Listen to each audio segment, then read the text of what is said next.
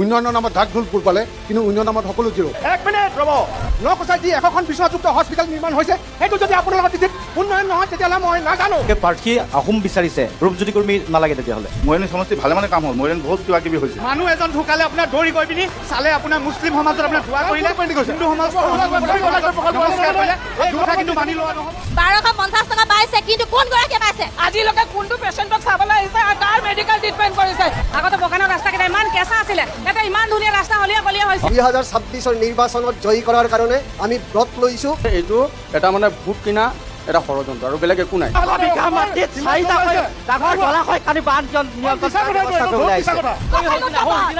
ৰূপজ্যোতি কুৰ্মী তাৰ পৰা খেদা খাবলগীয়া এটা অৱস্থা হৈছে। এখন চৰকাৰে 1 টকা নোলোৱাকৈ 1,60,000 টকা চাকৰি দিছে। 1 টকা নোলোৱাকৈ 1,60,000 টকা চাকৰি দিছে। দুটা পেগুলাৰ আছে, দুটা পেগুলাৰ আছে, এটা আছে দেলি বজাৰ, এটা আছে বিৰলা গেটত। বিৰলা গেটত আমি সন্মুখত নিৰ্বাচন আছে আৰু নিৰ্বাচনৰ প্ৰাকখনত আমি প্ৰতিটো সমষ্টিতে আহি উপস্থিত হৈছোঁ আৰু এই সমষ্টিসমূহৰ বুজ ল'বলৈ চেষ্টা কৰিছোঁ। যোৰহাট জিলাৰ মৰিয়নিত আহি আমি উপস্থিত হৈছোঁ, মৰিয়নি সমষ্টি, আৰু মৰিয়নি সমষ্টিৰ পৰা জানিবলৈ চেষ্টা কৰিম মৰিয়নিত নিৰ্বাচনী বঁটা কি ধৰণে বলিছে। ইতিমধ্যে আপোনালোক অৱগত যে মৰিয়নিৰ বিধায়ক হৈছে ৰূপজ্যোতি কুৰ্মী, এগৰাকী চৰ্চিত বিধায়ক, সঘনে চৰ্চাত থাকে, সংবাদ মাধ্যমৰ শিৰোনামলৈ আহে। কিন্তু এইগৰাকী বিধায়কে বিগত সময়ছোৱাত কি কাম কৰিলে, পুনৰ এবাৰ ৰূপজ্যোতি কুৰ্মীৰ দৰে এগৰাকী বিধায়কক মৰিয়নি সমষ্টিবাসীয়ে বিচাৰে নে নিবিচাৰে? সমষ্টি পুনৰ নিৰ্ধাৰণৰ পাছত এই সমষ্টিটোৰ কিছু সমীকৰণ সলনি হৈছে আৰু এই নতুন সমীকৰণে নতুন ৰাজনীতিৰ সৃষ্টি কৰিছে নেকি বা নতুন আশা আকাংক্ষাৰ জন্ম দিছে নেকি? বিভিন্ন প্ৰজন্মৰ ভোটাৰ ইয়াতে উপস্থিত আছে, সমষ্টিবাসী উপস্থিত আছে, ৰাজনৈতিক দলৰ প্ৰতিনিধিসকল আছে আৰু অৰাজনৈতিক দলৰো প্ৰতিনিধি, লগতে সচেতন ভোটাৰসকল উপস্থিত আছে। হিচাপ নিকাচৰ সময় যিহেতু 5টা বছৰ উকলি গৈছে, গতিকে এতিয়া হিচাপ নিকাচৰ সময়। ৰূপজ্যোতি কুৰ্মী বিধায়কগৰাকীয়ে সমষ্টিবাসীৰ কাৰণে কি কৰিলে, নিজৰ কাৰণে কি কৰিলে, চৰকাৰখনে যিবোৰ কাম কাজ কৰিছে এই কাম কাজক লৈ কিমান দূৰ সন্তুষ্ট সমষ্টিবাসী, যিবোৰ উন্নয়নৰ কথা কোৱা হৈছে আঁচনিমূলক উন্নয়ন, সেই উন্নয়নখিনিক লৈ সন্তুষ্ট নে অন্য ধৰণৰ বিকল্প উন্নয়নৰ সন্ধান কৰিব বিচাৰে সমষ্টিবাসীয়ে? যি ঢৌৰ কথা কোৱা হয়, প্ৰতিষ্ঠান বিৰোধী ঢৌ, সেয়া চৰকাৰখনৰ বিৰুদ্ধে আছেনে নাই, বিধায়কগৰাকীৰ বিৰুদ্ধে আছেনে নাই? আমি আটাইকে স্বাগতম জনাইছোঁ আমাৰ এই অনুষ্ঠানৰ মাজলৈ। আৰু প্ৰথমতে কিছু ৰাজনৈতিক দলৰ ওচৰলৈকে আহিম। আমি অৰাজনৈতিক সংগঠনৰ পৰা আৰম্ভ কৰিছোঁ। আপোনাৰ পৰিচয়টো? মোৰ নাম মনোজ কুমাৰ বৰগোহাঁই, মই স্থানীয় বাহনী চাহ বাগিচাৰ পৰিচালক। আচ্ছা, ঠিক আছে। 5টা বছৰ হ'ল, মই আপোনাৰ ওচৰলৈকে আহিছোঁ। 5টা বছৰ হৈ গ'ল, এতিয়া হিচাপ নিকাচৰ সময়, গণতান্ত্ৰিক অধিকাৰ ভোটদান কৰোঁ, প্ৰতিনিধি নিৰ্বাচন কৰোঁ, আৰু শেষত এইটো হিচাপ নিকাচো আমিয়ে কৰিব লাগিব। এই 5টা বছৰত আপুনি কি ধৰণে হিচাপ নিকাচ কৰি চাইছে? ৰূপজ্যোতি কুৰ্মীয়ে সমষ্টিৰ কাৰণে কি কৰিলে, নিজৰ কাৰণে কি কৰিছে? মই এতিয়া ইয়াত ৰাজনৈতিক এজন সদস্য হিচাপে ইয়ালৈ অহা নাই, এজন অৰাজনৈতিক সংগঠনৰ সদস্য হিচাপে মই ইয়াত উপস্থিত হৈছোঁ, আৰু মই প্ৰতিনিধিত্ব কৰিছোঁ আমাৰ টাই অসম জনগোষ্ঠী, টাই অসম ছাত্ৰ সন্থাৰ উপদেষ্টা হিচাপে। আৰু মই এটা কথাই ক'ম যে আজি যি আপুনি অলপ দিয়া ক'লে যে কলে যি নতুন সমীকৰণৰ কথা, আৰু নতুন সমীকৰণ অৱশ্যই আমি মৰিয়নি সমষ্টিলৈ দেখা পাইছোঁ। আমি কাগজে পত্ৰে ওলাইছে, সকলোতে ওলাইছে, আৰু সকলো ফালৰ পৰা যে তেনেকুৱা এটা অৱস্থা সৃষ্টি হৈছে যে সকলো ফালৰ পৰা আহোম কেণ্ডিডেটকে যেন প্ৰতিনিধিত্ব কৰিবলৈ দিবলৈ বিচৰাৰ দৰে এটা অৱস্থা হৈছে। বা যিয়ে নহওক, এই 5টা বছৰ বুলিয়েই নহয়, আগৰ কেইবাটা বছৰতো একেজন আমাৰ প্ৰতিনিধিয়ে ইয়াত আছিল। আৰু আমি এতিয়া মোৰ ফালৰ পৰা, মোৰ ব্যক্তিগত মতামতৰ ফালৰ যদি মই ক'বলৈ যাওঁ, আমাক এতিয়া বিধায়ক নাথাকে, মই মন্ত্ৰীহে বিচাৰিছোঁ এই সমষ্টিৰ পৰা, যাতে আমাৰ যিখিনি আধৰুৱা কাম, যিবিলাক সমস্যা আছে, সমস্যাবিলাক যাতে আমাৰ সমাধান হ'ব লাগে। সমস্যা যথেষ্ট এতিয়াও আছে, এনেকুৱা নহয় যে সমস্যা গোটেইখিনি শেষ হৈ গৈছে, সমস্যা এতিয়াও আছে। গতিকে সেই সমস্যাৰ মাজতে আমি যিখিনি সমস্যা দেখি আছোঁ, আমি এতিয়া যিখন মৰিয়নি ৰেল নগৰী বুলি কওঁ, সেই ৰেল নগৰীখনৰ তেতিয়া দিনৰ পৰা আজিলৈকে যি ধৰণে উন্নতি হ'ব লাগিছিলে, সেই উন্নতি আমি এতিয়ালৈকে আমি দেখা নাই। এতিয়া ৰেল নগৰী ঠাইত যদি এখন বেটেৰী নগৰী হৈ পৰিছে, গাড়ী এখন ৰাখিবলৈ, পাৰ্কিং কৰিবলৈ জেগা নাই। গতিকে ইয়াত এনেকুৱা কিছুমান সমস্যা আছে, পানীৰ সমস্যা। আমি যিহেতুকে পাহাৰৰ কাষত থাকোঁ, কিন্তু আজিলৈকে সেই পানীৰ যি ধৰণে চৰকাৰে ব্যৱস্থা গ্ৰহণ কৰিছে, সেই ধৰণে মানুহৰ ঘৰে ঘৰে পানী দিবৰ কাৰণে সুবিধা এতিয়ালৈকে আমি কিন্তু পোৱা নাই। কিন্তু যথেষ্টখিনি কষ্ট কৰা হৈছে দিবৰ কাৰণে, কিন্তু এতিয়ালৈ পাইছোঁ বুলি আমি ক'ব পৰা নাই, প্ৰাথমিক পৰ্যায়তে আছে। আৰু তাৰ লগতে আমি এটা কথা কোৱা, আমাৰ নিজৰ চেণ্টিমেণ্ট, আমাৰ আৱেগ, আমাৰ স্থিতি যিটো আছে আহোমৰ, আৰু আপুনি কৈছে যে সমীকৰণ নতুন হৈছে, আপোনালোকে সকলোৱে দেখি আছে। গতিকে এটা কথা ঠিক যে এই বছৰ নিৰ্ণায়ক ভূমিকা ল'বলৈ কিন্তু আহোম জনগোষ্ঠী গৈ আছে। গতিকে আপোনালোকে প্ৰাৰ্থী আহোম বিচাৰিছে, ৰূপজ্যোতি কুৰ্মী নালাগে তেতিয়াহ'লে? আমি এইটো কোৱা নাই যে ৰূপজ্যোতি কুৰ্মী তাৰ কাৰণে সক্ষম নহ'ব, আমি এইটো কথা আমি নকওঁ। গতিকে আমাৰ কথা হ'ল যে আমাৰ আহোমৰ যিটো আৱেগ আৰু স্থিতি যথেষ্টখিনি ইয়াত কৰিবলগীয়া আছে। গতিকে সেইখিনি পৰিপূৰ্ণ হ'লে আমি যথেষ্ট সুখী হ'ম। আৰু সেই ক্ষেত্ৰত মই কেইটামান কথা অনুজ্ঞাব পাৰোঁ। ক'ৰবাত আমাৰ আহোমৰ মৈদামবিলাক আছে, যি সংৰক্ষণ আজি পৰ্যন্ত হোৱা নাই। আমাৰ প্ৰথম আচৰিত পাব আপোনালোকে শুনি যে ভাৰতবৰ্ষৰ প্ৰথম স্বাধীনতা আন্দোলনৰ গোমধৰ কৰে 1828 খ্ৰীষ্টাব্দত এই মৰিয়নি অঞ্চলৰ কাষৰীয়া তৰাতৰিত আৰম্ভ কৰিছিলে, যিটো কথা আমি ভাৰতৰ বৃহৎ পৰিসৰত উপস্থাপন কৰিব পাৰিলোহেঁতেন, কিন্তু আজিলৈকে কৰিব পৰা নাই। আৰু সেই ক্ষেত্ৰত ইয়াৰ ভগ্নাৱশেষ বা ইয়াৰ বহুখিনি বস্তু কিন্তু সিঁচৰিত হৈ আছে। বেছি দূৰলৈ মই নাযাওঁ, নকছে দেৱাৰৰ পৰা তাত পুখুৰী আছে, দেৱা বৰবৰুৱাৰ নামত পুখুৰী আছে, তেনেধৰণে সেই সংলগ্ন ৰাস্তা বিশ্বযুদ্ধত ব্যৱহাৰ হৈছিল, তেনেকৈ বৰটো পৰি আছে মৰিঙাল গাঁৱত। গতিকে এই যিবিলাক বস্তু ৰাষ্ট্ৰীয় পৰ্যায়ত উপস্থাপন হ'ব লাগিছিল, গতিকে সেই ধৰণে আমি হয়তো হোৱা নাই। গতিকে সেইখিনি কথা আমাৰ চেণ্টিমেণ্ট আছে, আৱেগ আছে, সেই আৱেগবিলাক যাতে আমি আগুৱাই লৈ যাব পাৰোঁ, সেইকাৰণে যাতে যিজনে প্ৰতিনিধিত্ব নকৰক লাগিলে আমাৰ ইয়াৰ পৰা, তাত কোনো কথা নাই। আমাৰ আৱেগক যাতে তেওঁলোকে সন্মান জনাই, সন্মান প্ৰদৰ্শন কৰি আমি তেনেকুৱা ৰাইজকে বিচাৰিম। ঠিক আছে, ধন্যবাদ। আহিম মই আপোনাৰ ওচৰলৈকে। আপুনি কোনোবা দলত আছে নেকি? নাই, এগৰাকী ভোটাৰ আপুনি? এগৰাকী ভোটাৰ, আৰু মই চেম্বাৰ অফ কমাৰ্চত আছোঁ। আচ্ছা, চেম্বাৰ অফ কমাৰ্চত আছে। চেম্বাৰ অফ কমাৰ্চত আছে, গতিকে যিসকল ব্যৱসায়ী আছে, ব্যৱসায়ীসকল কোৱা হৈছে যে এই চৰকাৰখনৰ দিনত কিছু কিছু সমস্যাত পৰিছে ক্ষুদ্ৰ ক্ষুদ্ৰ ব্যৱসায়ীসকল। অনুভৱ কৰে নেকি আপোনালোকৰ সমস্যা হৈছে নে হোৱা নাই? হৈছে। ক্ষুদ্ৰ ক্ষুদ্ৰ ব্যৱসায়ীসকলে এতিয়া বহুত বিপদতে আছে, কাৰণ অনলাইন হোৱাৰ পৰা ব্যৱসায়ীসকলে মানে তেনেকুৱা দোকান চলাব পৰা নাই।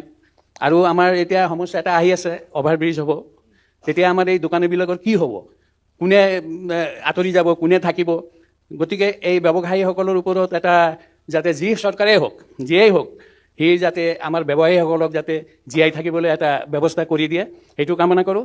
আৰু তেতিয়াহ'লে ব্যৱসায় কাৰ উন্নতি হৈছে? ডাঙৰ ডাঙৰ ব্যৱসায়ৰ উন্নতি হৈছে নেকি আপোনালোকৰ? যদি ডাঙৰ ডাঙৰ ব্যৱসায়টো অলপ উন্নতি হৈছে, কিন্তু সৰু ব্যৱসায়ীখিনি বহুতেই বিপদত পৰি আছে। আৰু আমাৰ এই মৰিয়নি অঞ্চলত আমাৰ যিটো ৰাস্তা ঘাট, পাৰ্কিঙৰ ব্যৱস্থা আজিলৈকে কৰিব পৰা নাই, পানীৰ ব্যৱস্থাও তেনেকুৱা ভাল নাই। এইবিলাক আমাৰ বহুত অসুবিধা। আমাৰ টাউন নগৰখনত টয়লেট এটা নাই। টয়লেটটো থাকিলে আমাৰ মহিলাসকল বাহিৰৰ পৰা আহে, তেখেতসকলৰ মানে যাবলৈ কোনো সুবিধা নাই। এইখিনি আমি আবেদন পত্ৰ বহুতবাৰ কৰিছোঁ, কিন্তু আজিলৈকে এইটো সমাধান। এটা টয়লেটো কৰি নিদিলে নে আজিলৈকে? ঠিক আছে, মই আন এগৰাকী ব্যক্তি আছে। আপোনাৰ পৰিচয়টো? মই মৰিয়নি চেম্বাৰ অফ কমাৰ্চৰ ছেক্ৰেটাৰী। আপুনি চেম্বাৰ কমাৰ্চৰ আছে। ব্যৱসায়ী হিচাপে তেখেতে কৈছে কিছুমান সমস্যা আছে, আৰু এই কথাটো আমি প্ৰায় অভিযোগ শুনো যে চৰকাৰৰ দিনত ক্ষুদ্ৰ ক্ষুদ্ৰ ব্যৱসায়ীসকলৰ, ক্ষুদ্ৰ ক্ষুদ্ৰ ঠিকাদাৰসকলৰ সমস্যা হৈছে। লাভ কাৰ হৈছে তেতিয়াহ'লে ব্যৱসায়ত? হিচাপত আমাৰ এনে প্ৰব্লেমটো হৈছে, নাই বুলি নকওঁ। তো সৰু বিজনেছৰ এতিয়া যিটো পজিশ্যন হৈ আছে, মানে আপোনাৰ কৰ্পৰেট দুনিয়াত বিজনেছটো এতিয়া চলি গৈছে। যেনেকৈ ধৰক আপোনাৰ ডাঙৰ ডাঙৰ মল আৰু সৰু সৰু আপোনাৰ অনলাইনৰ বিজনেছত বেছি যোগদান দিয়া আছে। আমাৰ মোদী ডাঙৰীয়াই যেনেকৈ কৈছিলে যে ভোকাল ফৰ লোকাল, কিন্তু আমাৰ লোকেলৰ সেইটো উন্নতি হোৱা নাই। আমি সৰু ব্যৱসায়ী বৰ অধপতনৰ ফালে গৈ আছোঁ। আমি আগন্তুক দিনত মানে আমি নিবনুৱা সমস্যাৰ ফালে সৃষ্টি হ'ব পাৰে, সেইটোও হ'ব পাৰে, ক'ব নোৱাৰিছোঁ। তো সেইটো কাৰণে আমি চৰকাৰক অলপ কৈ আছোঁ যে আমাক অলপ ধ্যান দিয়ে, আমাক অলপ বচাবলৈ চেষ্টা কৰে। এই চৰকাৰৰ দিনত কাম হৈছে, নাই বুলি নকওঁ। মৰিয়নি সমষ্টি ভালে মানে কাম হ'ল। মৰিয়নি বহুত কিবা কিবি হৈছে। মৰিয়নি ফিল্ড আমি ষ্টেডিয়ামক পাইছোঁ, মৰিয়নি সমজিলাৰ স্বীকৃতি পালে। তো সেইবোৰ মই চৰকাৰক বহুত ধন্যবাদ জনাওঁ। কিন্তু আমাৰ মৰিয়নিত এটা মানে ডাঙৰ এটা ছুপাৰ স্পেচিয়েলিটি 24/7 এটা হস্পিটেলৰ দৰকাৰ আছে, সেইটো যদি চৰকাৰে কৈ দিয়ে আমি বহুত সুখী হ'ম। ঠিক আছে, ধন্যবাদ। আহিম আপোনাৰ ওচৰলৈকেও। আপোনালোক ৰাজনৈতিক দল নে অৰাজনৈতিক? পৰিচয়টো দিয়ক, কোনটো সংগঠনক প্ৰতিনিধিত্ব কৰিছে? মই টাইম ছাত্ৰ সন্থাৰ প্ৰেছিডেণ্ট মৰিয়নি আঞ্চলিকৰ। কি ক'ব বিচাৰিব? ইতিমধ্যে প্ৰতিনিধি এগৰাকীয়ে কৈছে, অসমৰ প্ৰতিনিধি এগৰাকীয়ে, যে আমি অসমৰ এগৰাকী কেণ্ডিডেট বিচাৰোঁ। সমীকৰণ সলনি হৈছে সমষ্টি পুনৰ নিৰ্ধাৰণৰ পাছত। সেই স্থিতিটো আপোনালোকৰো আছে নেকি? সমীকৰণৰ ক্ষেত্ৰত চাবলৈ গ'লে আহোমৰ ভোটাৰ যথেষ্ট বেছি আজি প্ৰেক্ষাপটত চাবলৈ গ'লে। আগন্তুক নিৰ্বাচনত যিকেইজনে প্ৰতিনিধি আমাৰ মৰিয়নি সমষ্টি হৈ খেলিম বুলি আহিব, তেখেতলোকে আমাক কি প্ৰতিশ্ৰুতি দিব বা তেখেতলোকে আমাৰ লগত কেনেকুৱা বাৰ্তালাপ কৰিব তাৰ ওপৰত নিৰ্ভৰ কৰিব। কিন্তু এতিয়া যিজন বিধায়ক আছে তেখেতকো আমি নাই বুলি ক'ব নোৱাৰোঁ। তেখেতে যথেষ্ট আমাৰ সমষ্টিৰ কাৰণে কৰিছে, তথাপিতো আমাৰ সমষ্টিত থাকি গৈছে যথেষ্টখিনি উন্নয়নৰ কাম। আৰু এইখিনিতে চাবলৈ গ'লে আজি জনসাধাৰণৰ কাৰণে এখন যথেষ্ট আমাৰ দৰকাৰ হৈছিলে স্বাস্থ্যকেন্দ্ৰ। এজন ডক্টৰ নাথাকে। আজি এই ডেটত, এই মুহূৰ্তত যদি এজন এক্সিডেণ্ট হয়, যোৱাত পাওঁতে তেখেতৰ মৃত্যু হ'ব, এজন ডক্টৰ নাপায়। এজন সৰু ল'ৰা ছোৱালী এটাৰ যদি এই জ্বৰ কাহ হয়, দেখাবলৈ ডক্টৰ নাই। আমাৰ এটা স্বাস্থ্যকেন্দ্ৰ অত্যন্ত প্ৰয়োজনীয়, মানে আৰু ডক্টৰ প্ৰয়োজনীয়। আৰু যথেষ্ট এইখিনিতে আৰু এটা কথা কওঁ, আমি খোৱা পানীৰ কথা কৈছে। চৰকাৰে লাখ লাখ টকা খোৱা পানীৰ কাৰণে খৰচ কৰিছে। একেটা কামকে আপুনি চাব, কাইলৈ মেৰামতি কৰি আছে, পৰহিলৈ মেৰামতি কৰি আছে, তাত চোৱা চিতা বুলিবলৈ নাই। আৰু আজিৰ ডেটত আৰ্ছেনিক ক্ষেত্ৰত আমাৰ উপদেষ্টা মহোদয়ে কৈছে যে আমাৰ যিহেতু পাহাৰীয়া অঞ্চলবিলাকত আৰ্ছেনিকৰ যথেষ্ট বেছি আৰ্ছেনিক, সেই ক্ষেত্ৰত আমাক মানে কি হয়, খোৱা পানীৰ যথেষ্ট মানে প্ৰয়োজন আছিল। খোৱা পানী আমি কোনো গাঁৱৰ এৰিয়াত হওক, স্থানীয় এৰিয়াত আমি পোৱা নাই। আৰু যিহেতু যান জঁটৰ কথা আহি গ'ল মৰিয়নি সমষ্টিটোত, আজি যথেষ্ট তেখেতেই কেইবাবছৰো আমাৰ বিধায়ক হৈ আছে। তেখেতে দৃষ্টিগোচৰ দিব লাগিছিল যাতে মৰিয়নিত যান জঁটৰ ব্যৱস্থা হয়। আজি 202টাকৈ ৰেল ক্ৰচিং আছে। সেই 2টাকৈ ৰেল ক্ৰচিং যদি এটা ৰেল ক্ৰচিং পৰি যায়, ৰেল গেট, তেতিয়া আমাৰ ভিৰ হৈ যায় কমচে কম 600-700 মিটাৰ ওপৰত হৈ যায়। তেতিয়া মানে কি হয়, এজন যদি যোগী আমি হঠাতে যদি মেডিকেল নিবলৈ অসুবিধাত হয়। আৰু ব্যৱসায়ী ক্ষেত্ৰত ব্যৱসায়ী প্ৰতিষ্ঠানে কৈছে তেখেতলোকে যে অভাৰব্ৰিজ হ'লে অসুবিধা হয়। আমাৰ অভাৰব্ৰিজ বুলিও যথেষ্ট আৰু জেগা আছে। ধৰক আমাক ক্ৰছ কৰি পিনি ভোগদৈ কিনাৰ হৈ পিনি আমাক ক্ৰছ কৰি পিনি ৰাস্তাটো উলিয়াই নিব পৰা সুবিধা আছে। এই ক্ষেত্ৰত এখন চৰকাৰে যথেষ্ট গুৰুত্বপূৰ্ণ দিব লাগে। ব্যৱসায়খিনিও চলিব লাগে, এই মৰিয়নি টাউনখনো বাচি থাকিব লাগে। আৰু অন্য নকওঁ, আগন্তুক দিনত যদি আহোম ভোটাৰসকলক তেখেতলোকে লাগে, কিন্তু এই ক্ষেত্ৰত আমি এটা স্পষ্ট কথা কৈছোঁ, আপোনাৰ মাটিৰ যিহেতু পতাহ, সেই পথত আপুনি চাবলৈ গ'লে গাঁৱে ভূঞে যদি আপোনালোকে জমিন কৰে তেতিয়াহ'লে গম পাব যে গাঁও ভূঞা অঞ্চলত এটা মানুহে খুব 10 ঘৰ 15 ঘৰৰ ভিতৰত এজন মানে 1 কঠা 1.5 কঠা মাটি পাবলৈ ম্যাদি পাবলৈ সক্ষম হৈছে কিন্তু আজিৰ ডেটত এই ক্ষেত্ৰত আমাক আঁতৰাই থকা হৈছে এইটো এটা প্ৰশ্নবোধক ঠিক আছে মাটিৰ ভূমি পট্টাটোৰ দাবী কৰিছে আহিম আৰু অন্য সংগঠন আছে নেকি আপুনি বেলেগ এটা নেকি কওকচোন পৰিচয়টো মই সংগ্ৰামী যুৱ ছাত্ৰ পৰিষদ কেন্দ্ৰীয় সমিতিৰ সহকাৰী সম্পাদক আমাৰ এতিয়া যিটো বিষয় আমাৰ বিশেষকৈ নিৰ্বাচনৰ আগমুহূৰ্তত এনেদৰে প্ৰতি বছৰেই আমি এনেকুৱা অনুষ্ঠানত আহোঁ বিভিন্ন কথা বতৰা হয় তাৰপিছত যেতিয়া নিৰ্বাচন শেষ হৈ যায় তাৰপিছত তাত যিখিনি আমি আলোচনা কৰোঁ সেই আলোচনাখিনি কোনো ফল আমি আজিলৈকে দেখা নাই এতিয়া কথা হ'ল কি আমি এটা কথা ক'ব লাগিব আমি মৰিয়নি সমষ্টিৰ কাৰণে দীৰ্ঘদিনীয়া এটা দাবী আছিলে যে আজি যদিও বিগত মানে মোৰ আগৰ বক্তাজনে কৈ গৈছে যে মৰিয়নিত যিখন আমাৰ মিনি PHC আছে ক্ষুদ্ৰ প্ৰাথমিক স্বাস্থ্যকেন্দ্ৰ আছে এই স্বাস্থ্যকেন্দ্ৰক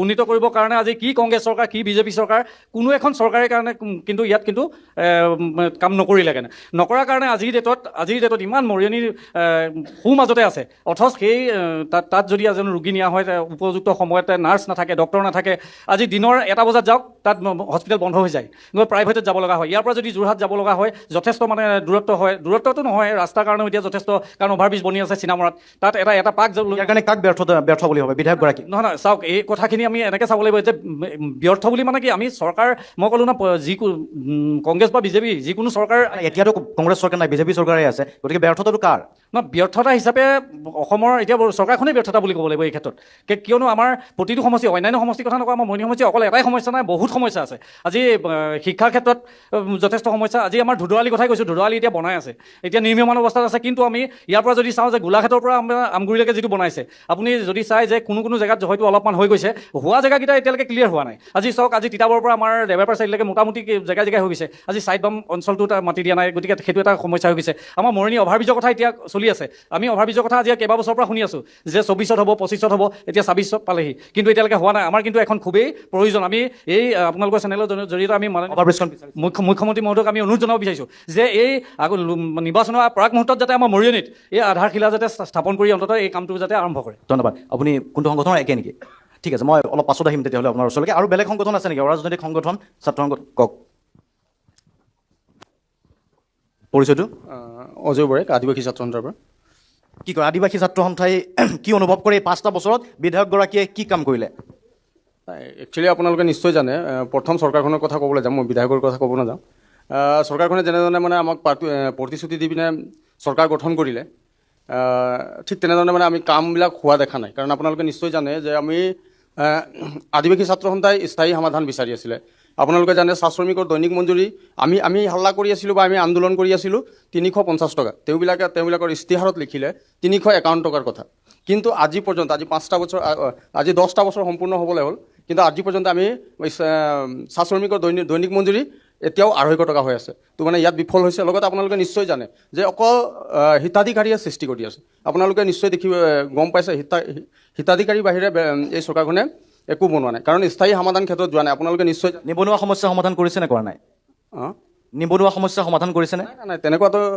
আমি দেখি পোৱা নাই কাৰণ আপোনালোকে নিশ্চয় জানে যে যেনেধৰণে সমস্যাবিলাক সমাধান হ'ব লাগিছিলে ঠিক তেনেধৰণে হোৱা নাই আপোনালোকে জানে আমাৰ মৰিয়নিত এটা প্ৰব্লেম আছে আপোনালোকে জানে অভাৰব্ৰিজৰ কথা ক'বলৈ গ'লে আজিৰ পৰা আমাৰ মৰিয়নিৰ সংবাদদাতাসকলে দেখুৱাই আছিলে লাইভ কৰি যে কেনেধৰণে মানুহৰ উৰণীয়া সেতু নথকাৰ বাবে কিমান মানুহে প্ৰাণ হেৰুৱাব লগা হৈছে লগতে আপোনালোকে নিশ্চয় জানে যে আমাৰ PHCৰ কথা ইতিমধ্যে অলপমান আগতে ক'লেই যে PHCত ডক্টৰ নথকাৰ কাৰণে আমি কেইবাবাৰো সংবাদদাতাবিলাকৰ লগত আমি গৈছোঁ আৰু আমি এপ্লিকেশ্যনো কৰিছোঁ তাৰ পাছতো মানে যে কোনো এটা ৰিজাল্ট অহা নাই আপোনালোকে জানে লগতে উন্নতিৰ বা ডেভেলপমেণ্টৰ কথা কৈ এইখন চৰকাৰে আপোনালোকে দেখিবলৈ পাব মডেল স্কুল বহুত ডাঙৰ 100টা 200টা বনাই আছে কিন্তু তাৰ শিক্ষাৰ মানদণ্ড যেনেধৰণে হ'ব লাগিছিলে আজি পৰ্যন্ত আমি দেখা নাই আপোনালোকে বাগানবিলাকত যেতিয়া গৈ ছাৰ্ভে কৰিব যদি ক্লাছ 5 বা 7ত পঢ়ি আছে তেওঁবিলাকে ABCD নাজানে এই যে 5,000কৈ টকা দিছে এইটোৱে কামত আহিবনে ভোটৰ ক্ষেত্ৰত এইটোতো আপোনালোকে মই নহয় আপোনালোকেও বুজি পাইছে যে এইটো এটা মানে ভোট কিনা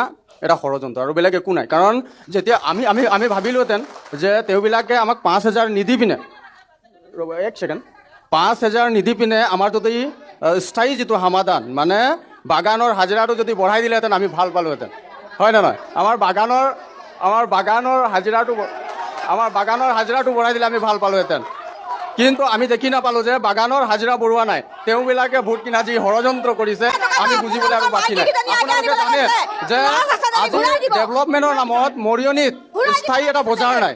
ডেভেলপমেণ্টৰ নামত মানে এই চৰকাৰখনে ডেভেলপমেণ্টৰ কথা কৈছে।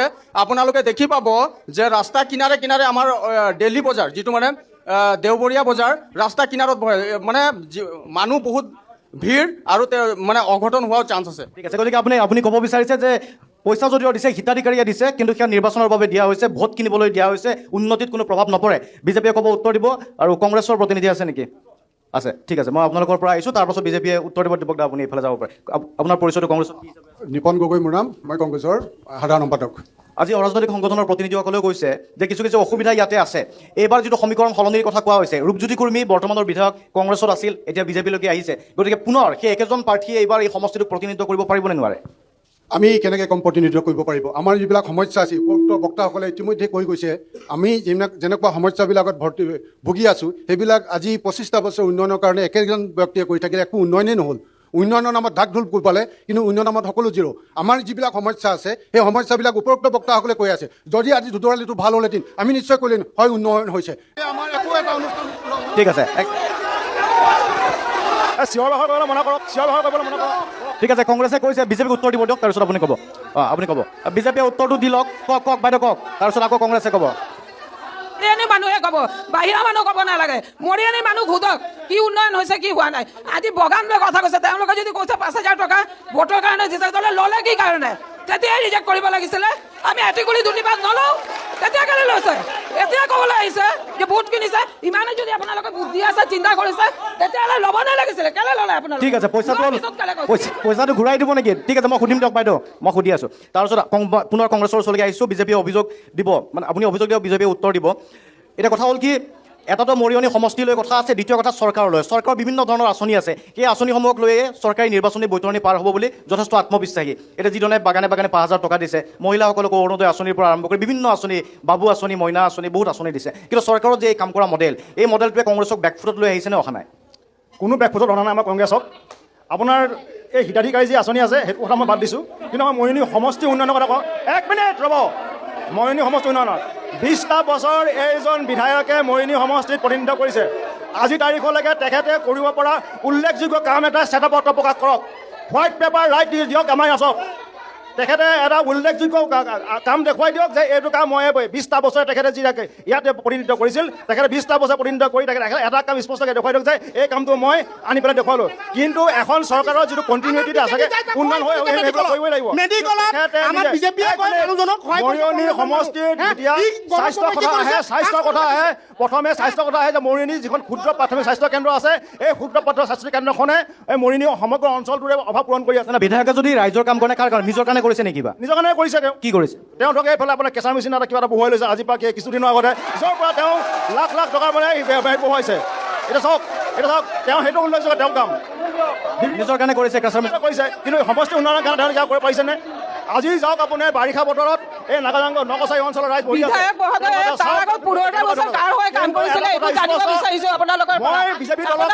মই বিজেপি দলৰ সকলো সদস্যসকলক অনুৰোধ জনাইছোঁ, আপোনালোকে 20টা বছৰৰ শ্বেতপত্ৰ প্ৰকাশ কৰক, শ্বেতপত্ৰ প্ৰকাশ কৰক।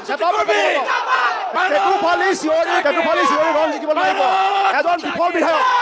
ঠিক আছে, বিধায়কৰ কথা কোৱা হৈছে। ৰূপজ্যোতি কুৰ্মীয়ে নিজৰ কাৰণে কৰিছে বুলি আপোনালোকে যিহেতু অপপ্ৰচাৰ দিছে, মই এতিয়া ক'ব বিচাৰিছোঁ, গৌৰৱ গগৈয়ে আমাৰ ইয়াত এমপি হৈ আছে কিমান বছৰ হ'ল, আজিলৈকে কোনটো পেচেণ্টক চাবলৈ আহিছে আৰু কাৰ মেডিকেল ট্ৰিটমেণ্ট কৰিছে, এইটো দেখুৱাই দিয়ক। একো কথা ক'বলৈ নাই।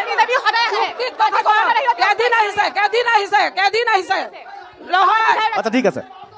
এই বিজেপিৰ মহিলাসকল যথেষ্ট সক্ৰিয় হৈ আছে। আপুনি কংগ্ৰেছ বিজেপিৰ মহিলাসকল যথেষ্ট সক্ৰিয় হৈছে, কৈছে যে আমি চৰকাৰৰ পৰা যথেষ্ট মৰিয়নি সমষ্টিৰ বাবে হৈছে, অকল মৰিয়নি টাউনৰ বাবে হোৱা নাই। নহয় জানো দাদা? এই অনুষ্ঠানটো মৰিয়নি সমষ্টিৰ বাবে হৈছে। মৰিয়নি সমষ্টিত স্বাস্থ্যৰ কাৰণে 100% হস্পিটেল নিৰ্মাণ হৈ আছে। শিক্ষাৰ ক্ষেত্ৰত মোৰ কাৰণেও সৌভাগ্য, মোৰ ধৰক ৱাৰ্ডৰ কাৰণেও সৌভাগ্য। এইটো কি কাৰণে হৈছে? মই ভাবিছোঁ মোৰ মানুহখিনি বিক্ৰী হোৱা নাই, কিন্তু এইখিনি বিক্ৰী হৈ গৈছে। কিহৰ কাৰণে জানেনে আপুনি? আজি অৰুণোদয় পাইছে 1250 টকা পাইছে। আপোনালোকে শুনক বুলি কৈছোঁ মই। 1250 টকা পাইছে, কিন্তু কোন গৰাকীয়ে পাইছে? যিগৰাকী দুখীয়া মানুহ তেওঁ নাই পোৱা, তেওঁলোকে কংগ্ৰেছ বুলি বাছি কাটি পেলাইছে।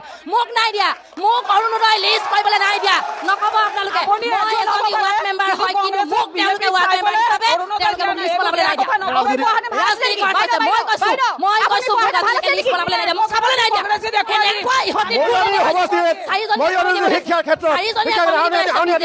আৰু ধনী ধনীখিনি সিহঁতৰ যি অঙহী বঙহী তাক দিছে। মই কৈছো ঠিক আছে, আহিম আহিম। বাইদেউ আপুনি নোপোৱা কাৰণে বেয়া হৈছে চাগে, গুৱাহাটী ল'লেহেঁতেন চাগে। নাই পোৱা কাৰণে আজি বদনাম খাইছে, নাই পোৱা কাৰণে পাইছে, নাই পোৱা কাৰণে আজি নাই পোৱা কাৰণে কৈ আছে। আজি নাই পোৱা কাৰণে কৈছে, নাই পোৱা কাৰণে কৈছে। যদি পালে সেনেকে নকলে হয়। তেওঁলোকৰ ঘৰত কোনোবাই পাইছে নে নাই, পৰিয়ালত সেইটো আকৌ সুধি লওক, অকল নিজৰ কথা ক'লে নহ'ব।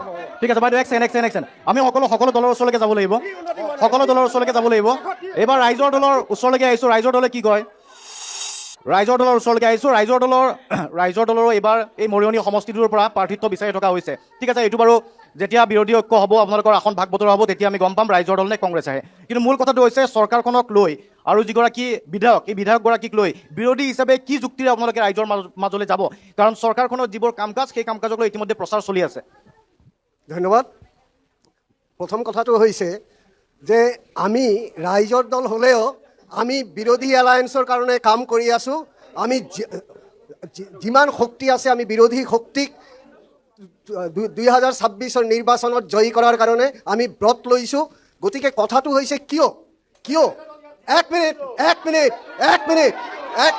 এনেকুৱা গণতন্ত্ৰ হত্যাকাৰী আজিৰ পৰিস্থিতিত, আজিৰ এই মঞ্চত গণতন্ত্ৰ হত্যাকাৰী বিজেপি মুৰ্দাবাদ।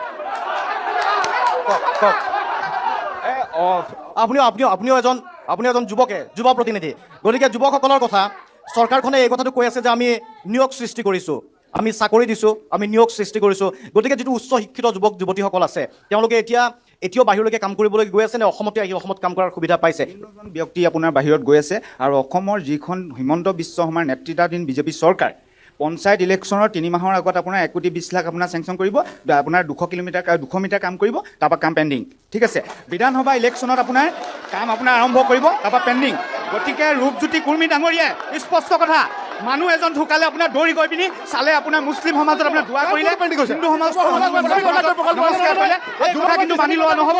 আৰু ৰূপজ্যোতি কুৰ্মী ডাঙৰীয়াই অকল কাম কৰিছে। এতিয়া মোৰ মেইন পইণ্টটো আহিলে কি, আপোনাৰ আদিবাসী লোকক 5,000 টকাকে দিছে, এই 5,000 আপোনাৰ একাউণ্টত PF টকাৰ নাম্বাৰ, PF নাম্বাৰ দিছে,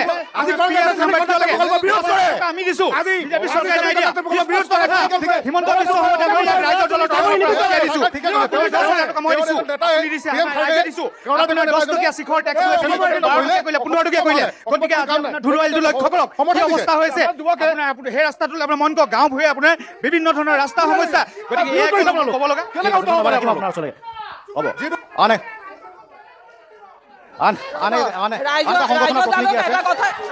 ৰাইজৰ দলক এটা কথা ক'ব বিচাৰিছোঁ, আপোনালোকে শিৱসাগৰত আমাৰ আহোম মানুহে একজোট হৈ পেলাই অখিলগড়ত জিকাইছিলে, কিন্তু জিকোৱাৰ পিছত তেওঁ ৰোহিংগীয়াৰে ছাপৰ্ট কৰিলে, অসমক ছাপৰ্ট কৰা নাই। ঠিক আছে, আন এটা সংগঠনৰ প্ৰতিনিধি আছে, লাচিত থানাৰ প্ৰতিনিধি। কি দেখিলে 5টা বছৰত কাম কাজৰ হিচাপ নিকাচ কি ধৰণে লৈছে লাচিত থানাই? না, বৰ্তমান সদনৰ যিটো অৱস্থা, আমাৰ অসমৰ সদনৰ যিটো অৱস্থা, মাছৰ বজাৰত থকা নিচিনা লাগে। এতিয়া মই যে ইয়াত আহি পিনি যিটো উপলব্ধি কৰিছোঁ, মাছৰ বজাৰত থকা নিচিনা লাগিছে, ইমানেই হুলস্থুল হৈছে। অৰ্থাৎ অনুষ্ঠানবিলাক আমি মাছৰ বজাৰহে ইমান কোলাহল হয়, আমি সভ্য জগতত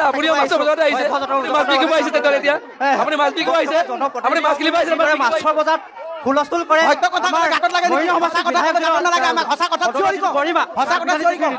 পালন কৰিব পৰা নাই, আজি মাছৰ বজাৰত থকা নিচিনা লাগে। এতিয়া সমষ্টিৰ উন্নয়নৰ কথা কি দেখিছে? যদি উন্নয়ন কৰিবলৈ যাওঁ, তেওঁ 5-12 বিধায়ক, এবাৰ দুবাৰ নহয়, তেওঁ 5-12 বিধায়কজন চাগে আচলতে বহুতখিনি উন্নয়ন কৰিব লাগিছিলে। যদি উন্নয়নৰ নমুনা মই কৈ আছোঁ, ৰ'ব মই আপোনালোকৰ কথা কৈ থাকোঁতে মই মাত মতা নাই, আপোনালোকৰ কথা কৈ থাকোঁতে মই মাত মতা নাই। গতিকে আপোনালোক বহক, তাৰপাছত আপোনালোকে কথা ক'ব। আপোনালোকে কথা কৈ থাকোঁতে মই মাত মতা নাই নহয়, ৰ'ব কথাটো কৈ যাওক। চাওক, আমাৰ জীৱন অভয়াৰণ্যত আপোনাৰ এতিয়ালৈকে এটা অতিথিশালা নাই, যাৰ ফলত আপোনাৰ পৰ্যটনসকল আহি পিনে আমাৰ ইয়াত থাকিবলৈ কোনো ব্যৱস্থা নাই। হয়নে? 2 নম্বৰ কথা, যিটো সময়ত পৰ্যটনস্থলীৰ কথা কৈ আছোঁ। 2 নম্বৰ কথা কৈছোঁ, আমাৰ যিটো সীমা সমস্যা, যেতিয়া তেওঁ কংগ্ৰেছত আছিলে এই বিধায়কজন, তেতিয়া আপোনাৰ সীমা সমস্যাৰ কথা খুব মতে মাত মাতিছিলে। কিন্তু বৰ্তমান যিখন বিজেপি চৰকাৰ আহিলে, তেওঁ কিন্তু এতিয়ালৈকে নিমাত। আমি ভাবিছোঁ যে বিধায়কজনে 2টা গুলি ভয়ত দুটা গুলি ভৰাই যেতিয়া পলাই গৈছিলে আজি এতিয়া ধুইখন চাগে ষ্টেটত এই পলাই আজি মানে ধুইখন আহিবলৈ ষ্টেটত এতিয়া বিজেপিৰ সমৰ্থিত চৰকাৰ চলি আছে অসমত বিজেপি চলি আছে মই বহুত দূৰৰ পৰা আহিছোঁ মই বহুত দূৰৰ পৰা আহিছোঁ আলোচনাৰ মাধ্যমত চলাই আছে দূৰৰ পৰা আহিছোঁ ৰ'ব আটাইতকৈ ডাঙৰ তেওঁ এটা মূৰ্খামি কাম কৰিছে বৰ্তমান সময়ত গম নাপায় হে গম নোপোৱাকে কথাবোৰ কৈ আছে তেতিয়াহ'লে ৰ'ব অমিত শ্বাহ ডাঙৰীয়াৰ কথাৰ মতে তেওঁ মৰিয়নি সমষ্টিত ১৭০০ বিঘা মাটিত ৪টাকৈ ডাঙৰ জলাশয় খান্দি বান নিয়ন্ত্ৰণ কৰাৰ ব্যৱস্থা কৰি ওলাইছে হে ১৭০০ বিঘা মাটি এবিঘা দুবিঘা ১৭০০ বিঘা মাটি যাৰ ফলত পোনপ্ৰথমে কৃষকসকলৰ মূৰত ৰামটোখন মাৰিব পৰিভূমি চৰাই নাইকিয়া হ'ব খান্দিলে ক'ত পুখুৰী খান্দিলে ক'ত মই নিজে আছো মই ৰূপজ্যোতি কুমি ডাঙৰীয়াক মই অপেন চেলেঞ্জ কৰিছো যদি ৰূপজ্যোতি কুমি ডাঙৰীয়াই মোৰ লগত প্ৰত্যাহ্বান জনাইছো মই তেওঁৰ লগত কথা পাতক কৃষিভূমি ধ্বংস কৰাৰ অভিযোগ এটা উঠিছে এই কথাটো সঁচা নে মিছা কৃষিভূমি ধ্বংস কৰাৰ এটা অভিযোগ উঠিছে খান্দিলে ক'ত পুখুৰীটো ক'ত খান্দিলে খান্দিলে ক'ত কৰি আছে খান্দিবৰ কাৰণে ইতিমধ্যে গোটেই যোজা চলালে যোৱা ৩১ তাৰিখে সেইকাৰণে চিন্তামণি ঘৰৰ পৰা তেওঁ পলাই আহিছে বামুণপুখুৰী জিলা পৰিষদৰ চিন্তামণি পঞ্চায়তৰ মাজে আমাৰ ৰূপজ্যোতি কুমি ডাঙৰীয়া পলাই আহিছিলে কিয় পলাই আহিছিলে জ্ঞান লওক তাৰপিছত কওক নোহোৱাকে নক'ব ঠিক আছে অভিযোগ প্ৰতি অভিযোগ আছে ঠিক আছে মই আন এগৰাকী জ্যেষ্ঠ নাগৰিকৰ ওচৰলৈকে আহিব বিচাৰিছোঁ এগৰাকী জ্যেষ্ঠ ভোটাৰ হিচাপে সমষ্টিটোত আপুনি বহু বছৰ ধৰি ভোট দিলে এগৰাকী বৰ্তমানত যিগৰাকী বিধায়ক এই বিধায়কগৰাকীও কেইবাটাও টাৰ্ম আছে বিধায়ক হৈ জনপ্ৰতিনিধি এগৰাকী হৈ এইবাৰ বহুতে কৈছে যে সমষ্টিৰ সমীকৰণ সলনি হৈছে হয়তো বিধায়ক সলনি হ'ব পাৰে কিমান দূৰ সন্তুষ্ট বিধায়কগৰাকীৰ ওপৰত ব্যক্তিগতভাৱে মই একো নকওঁ ব্যক্তিগতভাৱে তেওঁৰ লগত মোৰ মধুৰ সম্পৰ্ক খুবেই ভাল কথা তেওঁ মোক সন্মান কৰে ময়ো তেওঁক সন্মান কৰোঁ কিন্তু মই যদি ৰাজহুৱা স্বাৰ্থত মই যদি কথা ক'বলগীয়া হয় তেতিয়া মই তেওঁক যেন অলপমান তেওঁ ব্যৰ্থ হৈছে এই কথাটো মই সঁচাকৈ ক'ব লাগিব অলপমান ব্যৰ্থতাৰ কাৰণটো হৈছে কি মই অনুৰোধ কৰিম তেখেতক যে পৰৱৰ্তী তেওঁ যদি আকৌ নিৰ্বাচিত হয় তেতিয়াহ'লে তেওঁ সেই মই যিখিনি ভাবিছোঁ কাম দুটামান কাম এই কামখিনি তেওঁ কৰিলে তেওঁ আৰু পৰৱৰ্তী বহু বছৰলৈ তেওঁ হয়তো ইয়াত মানে প্ৰতিনিধিত্ব কৰিব পাৰিব কি কৰিব লাগিব প্ৰথম কথা মৰিয়নি সমষ্টিটোৰ কথা মই নকওঁ এই মৰিয়নি অঞ্চলটোত আমি চিকিৎসা সেৱাৰ ক্ষেত্ৰত বহু পিছ পৰি আছোঁ মই ব্যক্তিগতভাৱেও বহু অসুবিধাত পৰিছোঁ আজি কেইদিনমান আগতে মোৰ অসুখ হৈছিলে মই ইয়াত চিকিৎসা কৰিব নোৱাৰি মই তিতাবৰলৈ যাবলগীয়া হৈছে গতিকে আমি ইমান এটা মানে পুৰণা এখন নগৰ পুৰণা চহৰ এই চহৰত আমি যদি চিকিৎসা সেৱাটো ন্যূনতম সেৱাটো আমি যদি নাপাওঁ আমাৰ কাৰণে বৰ লাজৰ কথা এই ক্ষেত্ৰত তেখেতক এটা পূৰ্ণ ভূমিকা গ্ৰহণ কৰিবৰ কাৰণে মই বৰ্তমানৰ বিধায়কগৰাকীক অনুৰোধ জনাইছোঁ আৰু দ্বিতীয় কথা অলপ আগতে মই আহি শুনিছিলোঁ যে ইয়াত অজয় বৰাইকে কৈ আছিলে যে শিক্ষাৰ ক্ষেত্ৰত অলপ পিছ পৰি আছে সঁচাকৈ শিক্ষাৰ ক্ষেত্ৰতো আমি পিছপৰা মৰিয়নি সমষ্টিটোত উন্নত মানদণ্ডৰ শিক্ষানুষ্ঠান নাই এখন কাৰিকৰী শিক্ষানুষ্ঠান নাই তিয়কৰ কথাটো মই নকওঁ তিয়কৰ কথাটো মই কোৱা নাই তিয়কত হৈছে মহিলা বিশ্ববিদ্যালয় হৈছে আউনীআটী বিশ্ববিদ্যালয় হৈছে তিয়কত হৈছে কিন্তু মৰিয়নিৰ এই ছাইডটো সঁচাকৈ পিছপৰা হৈ আছে এই ছাইডটোত যদি অকণমান গুৰুত্ব দিয়ে তেতিয়াহ'লে আমাৰ সকলো উপকৃত হ'ব আৰু আমি ভাবোঁ আমি মৰিয়নিবাসী সদায় কৈ আছোঁ মই বিভিন্ন সভাতো কৈ আছোঁ যে মৰিয়নিত এটা এবাণ্ডেণ্ট এটা এলেকা আছে প্ৰায় 37 চাকৰ ভূমি এবাণ্ডেণ্ট হৈ আছে এই কথাটো সকলোৱে শুনক কংগ্ৰেছৰ পক্ষই শুনক বিজেপি পক্ষই শুনক বা অন্যান্য পক্ষই শুনক এই 37 চাকৰ ভূমি এবাণ্ডেণ্ট হৈ আছে ইচ্ছা কৰি চৰকাৰে একেদিনাই সেই ভূমিখিনি অধিগ্ৰহণ কৰি উন্নয়নমূলক কামত আমি আগবাঢ়িব কৰিব পাৰে তাত ইণ্ডাষ্ট্ৰী প্ৰতিষ্ঠা কৰিব পাৰে এইখিনি পৰৱৰ্তী যিজন বিধায়ক হ'ব আমি তেওঁৰ প্ৰতি অনুৰোধ ৰাখিম আৰু মই ভাবোঁ যে বৰ্তমানৰ বিধায়কগৰাকীয়ে এই ক্ষেত্ৰত গুৰুত্ব দিব ঠিক আছে চৰকাৰখনে তেতিয়াহ'লে নিয়োগ সৃষ্টিৰ কাৰণে যিখিনি কাম কৰিছে এতিয়া আমি এডভান্টেজ আছাম বা এনেকুৱা ধৰণৰ বিভিন্ন কাৰ্যসূচী দেখিছোঁ য'ত বাহিৰৰ পৰা ডাঙৰ ইনভেষ্টৰ আহিছে ইয়াতে কাম কৰিছে সেই যিটো অৰ্থনৈতিক নীতি তাত আপুনি বিশ্বাস কৰে কৰ্পৰেট অৰ্থনৈতিক নীতিক নে থলুৱাভাৱে সুবিধা দিব লাগে থলুৱা হ'লে বেছি ভাল হয় কৰ্পৰেটতকৈ থলুৱা হ'লে বেছি ভাল হয় কৰ্পৰেট হ'লে এটা ধনী হৈ যাব থলুৱা হ'লে আমি দুখীয়া মানুহখিনি আমি স্বাৱলম্বী হ'ব পাৰিম গতিকে থলুৱা উদ্যোগৰ প্ৰতি গুৰুত্ব দিব লাগে চৰকাৰে ধুধৰালী ধুধৰালীটো বৰ অনগ্ৰসৰ হৈ আছে ধুধৰালীৰ ক্ষেত্ৰত আমি অকণমান আগবাঢ়িব লাগিছিল ধুধৰালী কামখিনি বৰ লেহেমীয়া গতিত হৈ আছে এই ক্ষেত্ৰত সময় আছে এতিয়াও বিধায়কে আমাক যদি চকু দিয়ে তেতিয়াহ'লে আমি উন্নত হ'ব ধন্যবাদ মই আহিম পাছফালৰ পৰা কোনোবা এগৰাকীয়ে ক'ব বিচাৰি আছিল কওক আপুনি কোনটো দলৰ কংগ্ৰেছ দলৰ কংগ্ৰেছৰে আছিলে এটা সময়ত আপোনালোকৰ বৰ্তমানৰ বিধায়কগৰাকী হয় এতিয়া কথা এনেকুৱা হৈছে আগৰ ৰজা মহাৰজাবিলাকে যেতিয়া অশ্বমেধ যজ্ঞ পাতে তেতিয়া ঘোঁৰা এটা মেলি দিয়ে ঘোঁৰাটো যেতিয়া গৈ থাকে যিমানখিনিলৈকে গৈ থাকে সিমানখিনি তেওঁলোকৰ মাটি হয় এতিয়া গুজৰাটী বনিয়াই কি কৰিছে এটা গাধ মেলি দিলে সেই গাধটোৱে কি কৰিছে যিবিলাক খালী মাটি সেইবিলাক দখল কৰিছে এতিয়া চিন্তামণিগড়ত ভকামুখৰ যিখিনি মাটি আছে সেই মাটিখিনি এই গুজৰাটী বনিয়াই দখল কৰিছে আৰু দখল কৰি হ'ল কিনা ৰূপজ্যোতি কুৰ্মী তাৰ পৰা খেদা খাবলগীয়া এটা অৱস্থা হৈছে। কোনে দখল কৰিছে? কোনে দখল কৰিছে? চৰকাৰে দখল কৰিছে আৰু সেইখিনি আপোনালোকৰ মিডিয়াটোকে আমি দেখিবলৈ পাইছোঁ। গতিকে আমি ধিক্কাৰ দিছোঁ সেই মানুহখিনিয়ে সেই খেতি পথাৰ কৰি খাইছিলে, খেতি পথাৰ কৰি খোৱা মানুহখিনি বঞ্চিত কৰিছে, গতিকে ধিক্কাৰ দিছোঁ বিজেপিক। ঠিক আছে, আৰু বাগানৰ প্ৰতিনিধি আৰু কোনোবা আছে নেকি? বাগিচাৰ প্ৰতিনিধি কোন আছে? ৰূপজ্যোতি কুৰ্মী বাগানৰ লোকসকলৰ বাবে কি কাম কৰিলে? নিজে বাগানৰ পৰা এগৰাকী প্ৰতিনিধি, কংগ্ৰেছত আছিল, বিজেপিলৈকে আহিল, ভবা হৈছিল যে বিজেপিত এতিয়া উন্নয়নৰ কাম কৰিব, চৰকাৰৰ অংশীদাৰ হ'ব। কিমান দূৰ সন্তুষ্ট আপোনালোক? হয়, আমি বিধায়ক হিচাপে তেখেতে বাগানৰ যিখিনি শ্ৰমিক আছে বা চাহ জনগোষ্ঠীৰ ৰাইজৰ কাৰণে যেনেধৰণে কৰিব লাগিছিলে, আমাৰ যিখিনি ৰূপজ্যোতি কুৰ্মী বুলিয়ে নহয়, আমাৰ যিখিনি জনপ্ৰতিনিধি আছে তেওঁলোকে বিশেষভাৱে চাহ জনগোষ্ঠীৰ ৰাইজৰ কাৰণে, আদিবাসী ৰাইজৰ কাৰণে যেনেধৰণে কাম কৰিব লাগিছিলে আজি তাৰিখে তেওঁলোকে ফেলাৰ হৈছে, তেওঁলোকে কাম কৰিব পৰা নাই। আমাৰ যিখিনি সমস্যা, আমাৰ যিখিনি সমস্যা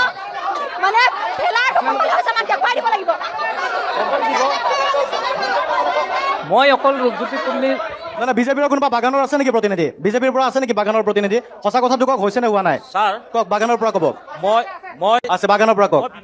নাই, এই বাগানৰ পৰা ক'বলৈ দিয়কচোন, সঁচা নে মিছা আমি জানিলো এবাৰ। বাইদেউ, উন্নতি হৈছে, ৰাস্তা ঘাট, শিক্ষা স্কুল হৈছে, মডেল স্কুল হৈছে। আগতে বাগানৰ ৰাস্তাকেইটা ইমান কেঁচা আছিলে, এতিয়া ইমান ধুনীয়া ৰাস্তা হলিয়া গলিয়া হৈছে ধুনীয়াকে। ঠিক আছে, বাগানৰ প্ৰতিনিধি। মই সম্পূৰ্ণ কৰা নাই, মোৰ কথাখিনি শুনি লওক। মই সম্পূৰ্ণ কৰা নাই, মই সম্পূৰ্ণ কৰা নাই, মোৰ কথাখিনি শুনি লওক। চব 200 বছৰ ইয়াত থাকি কোনো চৰকাৰে মাটি পটা দিব নোৱাৰিলে। চবতছে ডাঙৰ কাম কৰিছে মাটি পটা দিয়া, পাৰিছে। আগত একটা ৰাস্তা নাছিলে, একটা পকা ৰাস্তা নাছিলে, এতিয়া প্ৰত্যেক লাইনে লাইনে গলিয়ে গলিয়ে পকা ৰাস্তা শেষ হ'ব গৈ আছে। আদৰ্শ হাই স্কুল নাছিলে, হাই স্কুল বনি গৈ আছে। আদৰ্শ অংগনবাড়ী স্কুল নাছিলে, অংগনবাড়ী স্কুল গৈ আছে। আৰু চবতছে ডাঙৰ কথা, কথা কোৱাৰ পৰিৱেশ এটা দিব লাগিব, চাহ বাগিচাৰ কাৰণে কোনো দলৰ নহয়, আমি কোনো দলৰ নহয়, আপোনালোকে আমাৰ কথা শুনিব লাগিব। আমি কোনো দলৰ নহয়, না বিজেপি না কংগ্ৰেছ, আমাৰ কথা শুনিব লাগিব। আমাৰ চাহ বাগানৰ বিতৰ্ক কৰিবলৈ অহা নাই। এছিয়াছ হৈছে, ডক্টৰ হৈছে, কংগ্ৰেছৰ এটা হোৱা নাই, এতিয়া আমাৰ বিজেপিৰ সময়। এছিয়াছ হৈছে, ডক্টৰ হৈছে আৰু বিনা পইচা চাকৰি পাইছে। প্ৰকৃত কথা কি, আমাৰ যিখন মৰিয়নি কলেজ আছে, মৰিয়নি কলেজৰ পৰা আপোনাৰ আধাতে শিক্ষা সাং কৰি মানে ড্ৰপ আউট কৰা মানে আপোনাৰ ছাত্ৰ ছাত্ৰীৰ পৰিমাণ, বাগানৰ পৰিমাণ বেছি। আপুনি মই সুধিব নালাগে, সেই কথাটো আপোনালোকে মৰিয়নি কলেজৰ অধ্যক্ষক সোধক। কিন্তু বাগানৰ ছাত্ৰ ছাত্ৰী বেছিকৈ ওলাই গৈছে।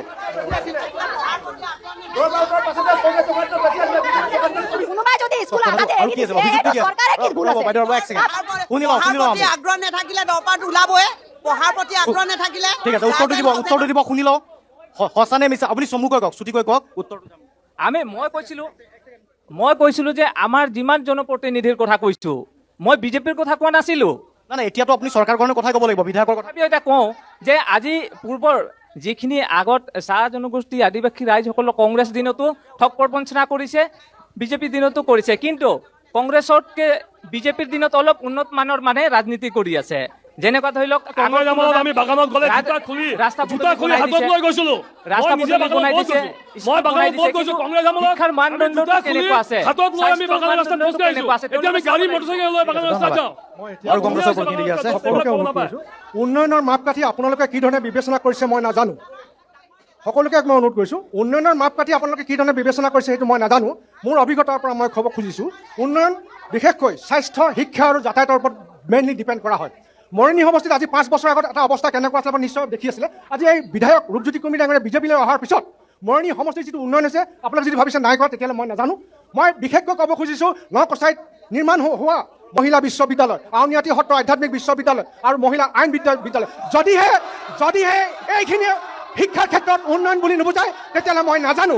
দ্বিতীয় কথা হ'ল, স্বাস্থ্যৰ ক্ষেত্ৰত নকচাইত যি 100খন বিশ্বযুক্ত হস্পিটেল নিৰ্মাণ হৈছে, সেইটো যদি আপোনালোকৰ দৃষ্টিত উন্নয়ন নহয় তেতিয়াহ'লে মই নাজানো।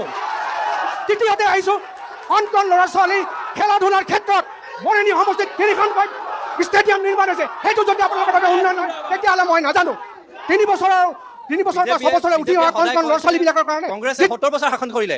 70 বছৰ ইণ্ডিপেণ্ডেন্সৰ পাছত ইংৰাজীয়ে 200 বছৰ শোষণ কৰি পেলাই ভাৰতত যিটো অৱস্থাত এৰি থৈ গৈছিলে, আৰু আজি আপোনালোকে বিজেপিয়ে যিটো অৱস্থাত ৰাজত্ব কৰিছে, সেইখিনি 70 বছৰ কংগ্ৰেছৰ দেন হয়। আৰু তাৰপাছত যদি বাকী আছিলে, ৰাস্তা বাকী আছিলে আৰু টয়লেট বাকী আছিলে, সেই টয়লেট বনালে আৰু ৰাস্তা বনালে আৰু কি বনালে আপোনালোকে? আৰু সেই ৰাস্তাকেইটাও কমপ্লিট হোৱা নাই এতিয়ালৈকে। আমাৰ ৰাস্তা চাব, দেৱাৰৰ পৰা চাৰিআলিৰ পৰা আপুনি তিয়কৰ ৰাস্তা চাব, বনাই দিয়া ৰাস্তা থাকিলে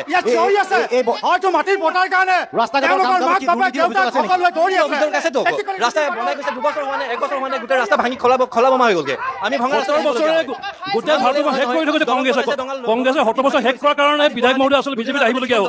বিজেপিত আহি উন্নয়নটো কৰি আছে দেখিছে, গোটেই মৰিগাঁও সমষ্টি উন্নয়ন কৰিছে। ভোটৰ আলিৰ পৰা স্বাস্থ্য হওক, শিক্ষা হওক, যাতায়াত হওক, সকলো ক্ষেত্ৰত আগবাঢ়ি গুচি গৈছে। গতিকে কৈছোঁ যে মৰিগাঁও সমষ্টিৰ উন্নয়নৰ ছবিটো কিন্তু লাহে লাহে দেখা গৈছে। আপোনালোকে এনেকৈ মিছা ভুৱা প্ৰতিশ্ৰুতি নিদিব। কংগ্ৰেছে শেষ কৰি থৈ গৈছে কংগ্ৰেছে।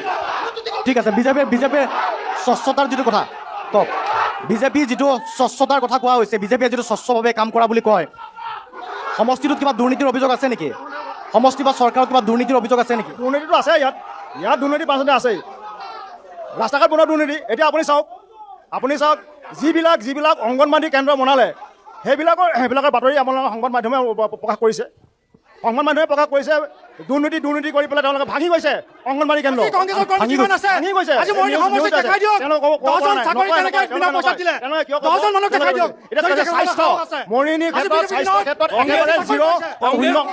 কংগ্ৰেছৰ দিনত 1 লাখ টকা দিব অংগনবাদী কাম হৈছিল, এতিয়া আমাৰ 25 লাখ টকা দিছে অংগনবাদী কাৰণে। খুব জেগাতে সুন্দৰ অংগনবাদী চেণ্টাৰ হৈ আছে। কংগ্ৰেছে দিনত ৰূপজ্যোতি কুৰ্মীয়ে কংগ্ৰেছে চৰকাৰ থাকোঁতে ৰাজপথত বহি তেওঁ আন্দোলন কৰিছিল উন্নয়নৰ কাৰণে।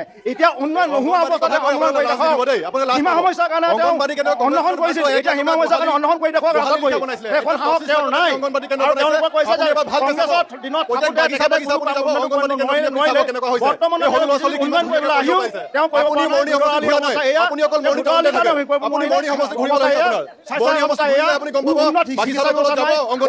পৰা শিক্ষা অনুষ্ঠান নাই। এটা পৰিয়াল, যিটো পৰিয়ালৰ 4জন সদস্য, তাৰে 3জন হ'ল বিদেশী আৰু এজন হ'ল নিজৰ নামটো ইয়াত আছে। আৰু আপোনালোকে ভাবিছে নেকি তেওঁৰ নেগুৰত ধৰি আপোনালোকে বৈতৰণি পাৰ হ'ব পাৰিব বুলি? আপোনালোকে যিটো আশা কৰিছে সম্পূৰ্ণ ভুল। আপোনালোকে তেওঁৰ পিছত বৈতৰণি পাৰ হ'ব পাৰিম বুলি নাভাবিব। আৰু সাধাৰণ মানুহক আভুৱাই কথা কৈ মগজ বেয়া নকৰিব মানুহৰ। সাধাৰণ মানুহ আজি জাগি আহিছে। গতিকে কংগ্ৰেছৰ নাও ডুবিবই, এবাৰ ডুবিলেই। ঠিক আছে, এক ছেকেণ্ড।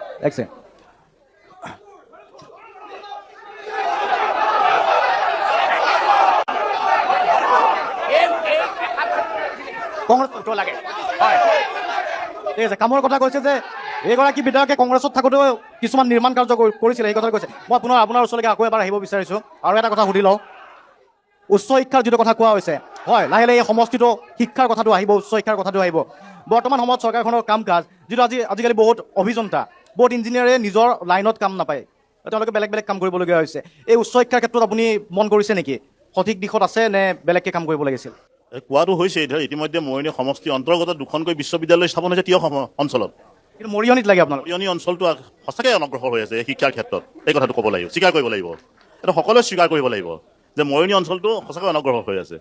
কোৱা হৈছে যে কিছুমান ক্ষেত্ৰত ইয়াত কোৱা হৈছে যে নিকা ভাগত নিয়োগ হৈছে। এইবিলাক মই সমৰ্থন কৰিছোঁ, কাৰণ মোৰ নিজৰ এটা ষ্টুডেণ্ট এটাই বিনা পইচাত APSC পাছ কৰি পেলাই এতিয়া নিয়োগ হৈ আছে। তো নিকা এপইণ্টমেণ্ট হৈ আছে। এইখিনি আমি স্বীকাৰ কৰোঁ। যিখিনি ভাল কাম সেই ভাল কামখিনি স্বীকাৰ কৰিব লাগিব, কিন্তু যিখিনি নাই হোৱা সেইখিনি আমি দাবী উত্থাপন কৰিব লাগিব।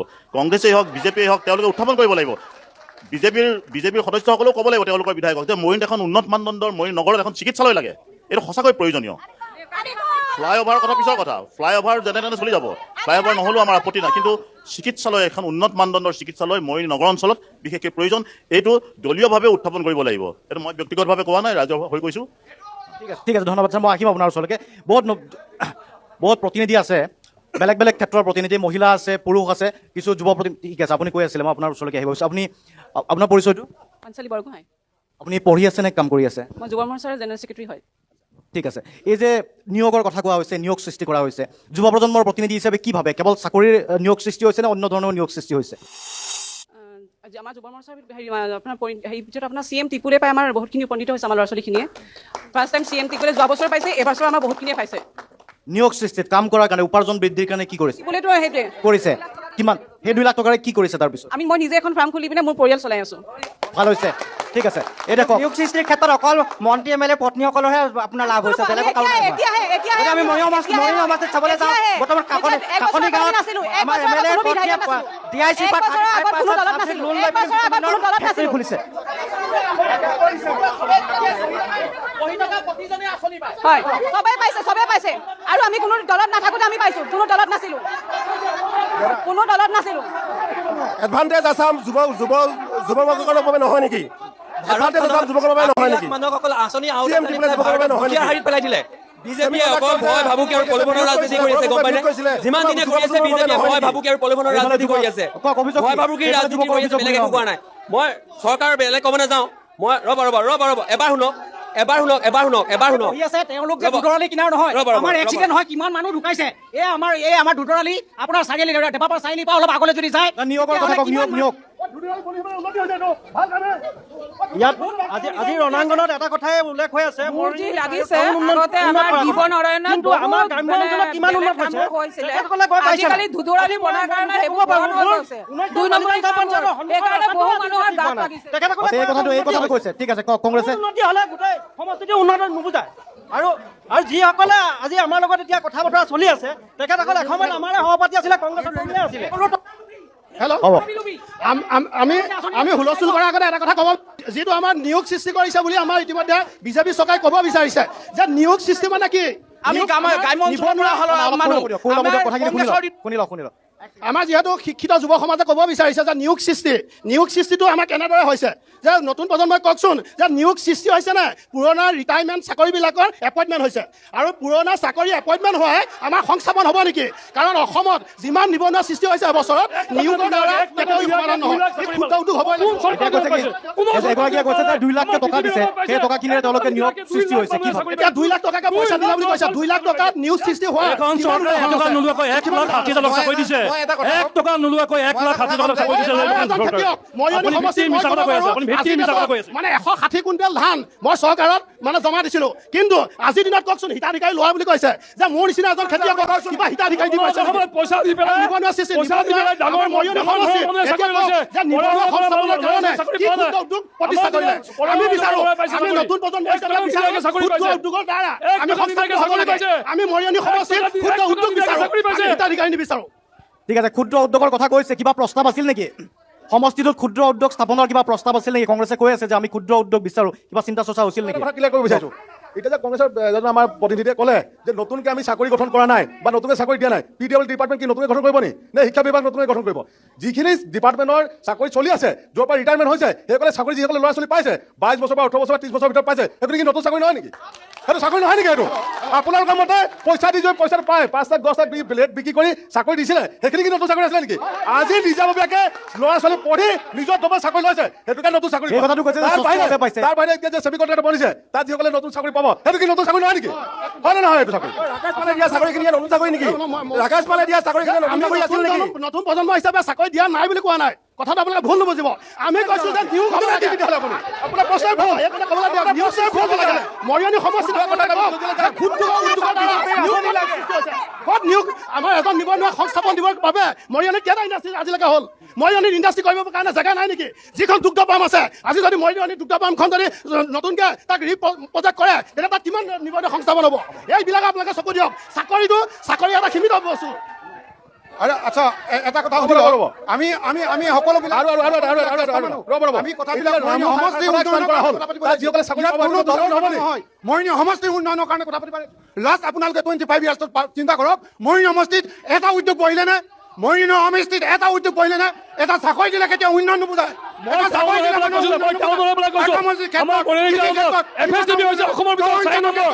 জলসিঞ্চনৰ ক্ষেত্ৰত এখন চৰকাৰে আপোনালোকে সঁচা কথাখিনি ৰাজনীতি চিনি পালে একো নাপালে আমাৰ গ্ৰাম্য অঞ্চলে যাব আজি কিমান উন্নতি হৈছে বিজেপি দিনত আপোনালোকে গম পাব আৰু এটা কথা শুনক আজি তেওঁ কৈছে চাকৰি নিকাজ বহি থকা কংগ্ৰেছৰ দিনত নিকাজ কংগ্ৰেছৰ দিনত এটা প্ৰেচিডেণ্টে 4 লাখ 5 লাখ টকা খাই দিছিলে আমাৰ 33 বছৰ হৈছে 33 বছৰ দিবলৈ ৰাইজৰ দল সাজু হৈছে ইতিমধ্যে ৰাইজৰ দলৰ তৰফৰ পৰা মই কৈছো আমি উপনীত হ'ম আৰু চবেই ভয় খাইছে কেলে উঠিছে কিয় যিটো দলত আছে ৰাইজৰ দল শক্তিশালীভাৱে প্ৰতিদ্বন্দ্বিতাত অৱতীৰ্ণ হ'ব ৰাইজৰ দলে কিয় পৰিৱৰ্তন বিচাৰিছে এয়া নমুনা গণতন্ত্ৰ মাত ৰাইজৰ মাত শুনিবলৈ যাৰ ধৈৰ্য নাই গণতন্ত্ৰৰ হত্যাকাৰী বিজেপি গতিকে পৰিৱৰ্তন অৱশ্যম্ভাৱী ৰাইজৰ দলে পৰিৱৰ্তন বিচাৰিছে গিবন অভয়াৰণ্যক ৰক্ষা কৰাৰ পণ লৈছে হৰণ কৰিব খুজিছে জৈৱ বৈচিত্ৰ্যক হৰণ কৰিব খুজিছে ৰাইজৰ দলে